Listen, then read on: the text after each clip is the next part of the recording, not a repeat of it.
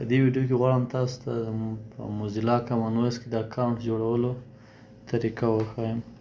راځو کروم ته، په کروم کې سرچ کوو کامن وایس.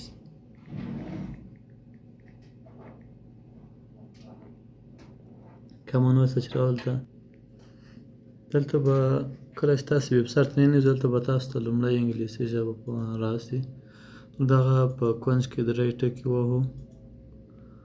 دلته لاګین یا ساین اپ ووهو.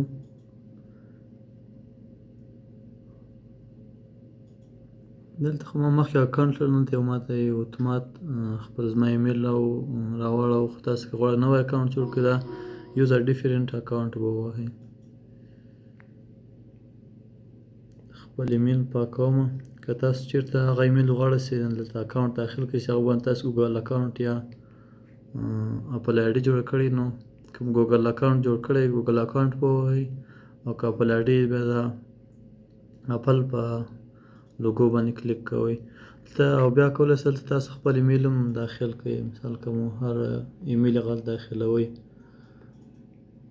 اوس زه راځم له ګوګل اکاونټ له لارې مخته ځم، ځکه دا طریقه لږ څه اسانه ده. دلته بیا هم خپل ایمیل دلته بیا تاسو ادامه ورکړئ دغه طریقې ته. بس له همدې سره ستاسو اکاونټ جوړ شو.